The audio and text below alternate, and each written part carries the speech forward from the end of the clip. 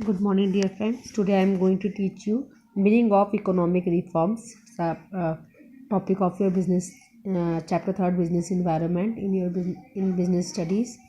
So first, economic reforms refers to those measures and reformative programs introduced by the government of India from 1991 with a new view to improving and strengthening the level of efficiency, competitiveness and profitability of Indian economy. These economic reforms, also known as a new economic policy, wherein special attention is paid to enhance the rate of economic growth, national income, per capita and quality of life of the public. So first, what is the meaning of economic reform? Reform means uh, that is a uh, that is a improvement. So economic reforms refers to those measures. It means economic reforms is a measures, that is a measure to improve the economic condition of our country. So in 1991, Indian government introduced economic reforms. That is a kind of program.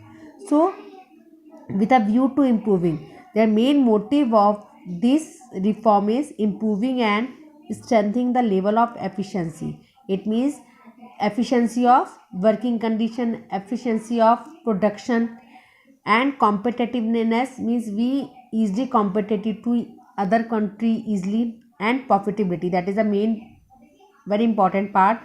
Each and every producer and citizen get profit their work of Indian economy, and this efficiency competitive, and if every people get uh, efficient to work, they face easily competition and they earn profit.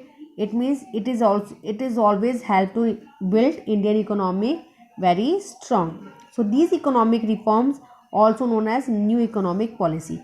So reform means that is a new. In this reform meaning is a new. So in reform means Indian government make new economic policy wherein spend special attention. किस चीज़ में attention दी गई है? इस पे to enhance the rate of economic growth. Economic growth को कैसे बढ़ाना है? नेशनल इनकम के how to increase in national income, per capital means it means individual income, and quality of life in the public, how to improve the standard living standard of the people. So these 4 and 5 line is very important for meaning of economic reform. Then next is objective of economic reforms. So first, the main objective of economic reforms are as under: to make the Indian economy competitive. It means Indian economy should be face competition to other country. In it means we earn more and more profit from other countries if we do export, or if do work for other countries. Then second, to make the productive units more efficient and to increase their productivity. So productive unit means we have to show to increase the productive unit, to increase the production and increase their productivity. So if the production is increased, definitely we increase the production also. Then third, to endure and strengthen the past profit. Whatever we past profit, we have to strong these past profit also. To utilize global resources for Indian development.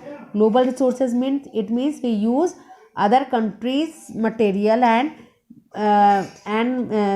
these material which is used in our Indian production, and it is also help to Indian development.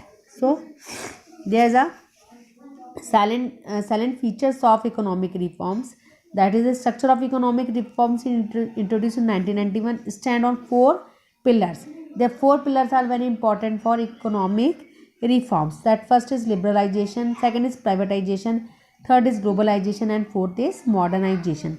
So first of all, what is a liberalization? So liberalization means removing unnecessary trade reduction. Liberalisation का means क्या होता है? जो भी unnecessary trade restriction है उसको हटाना. So liberalization means removing unnecessary trade restrictions and making the economic more competitive. If we remove unnecessary trade restrictions, definitely we improve their economic standard. It refers to that process wherein the government of a nation reduces the restrictions regarding licensing. It means in if we are Indian producer, we don't have compulsory to license, control, quota, tariff and other obstacles, so as to liberate the economic development activities. If the four things are removed from trade, definitely it will help to economic development in our country. So liberalization allowed the private sector to run even those industries which are reserved for the public sector, relaxing the restriction and regulation imposed oil and private sector. So in liberalization, it is basically used for private companies, which is used for a public sector. Fine. Then second is a privatization. So privatization, that you make understand that privatization, it means related to private companies. So privatization refers to that process by which the participation of state and public sector in economic activities it reduce. So in the privatization, the government should reduce the public sector activities and increase the privatization. So if they increase the privatization, it is help to give more employment. The private companies provide better job opportunities, because we know Indian population is increasing day by day, so we don't have each and every person take public job or government job. So if we increase privatization, definitely it will help to improve our employment condition. We have to remove unemployment condition in our country. So the main aim of privatization is to allow the private sector to run and manage the industries. So private companies क्या करेंगी, industries को manage करेंगी और run करेंगी to minimise the reservation made for public sector. So इस condition में public sector का work जो होगा वो रिड्यूस करेंगे. So in other words, the implementation of the policy of denationalisation is called privatisation. So then third point is globalization. This point is very important for your exam. So globalization, you know all, globalization means that we refer free interaction among other world. So globalization refer to free interactions among economics of the world in the field of trade, finance, production, technologies and investments. In fact, globalization aims to encouraging foreign trade, private and institutional foreign investment, removing all hindrances. Hindrances means कि जितने भी obstacles हैं and restrictions of foreign trade.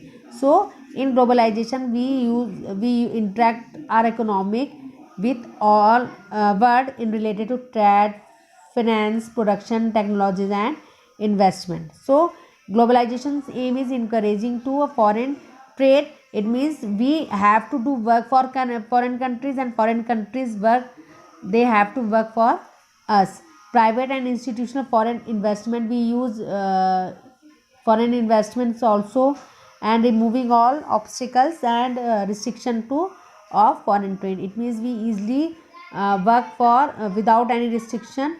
We have to work for foreign countries also. There is the main objective of benefits of globalization, that is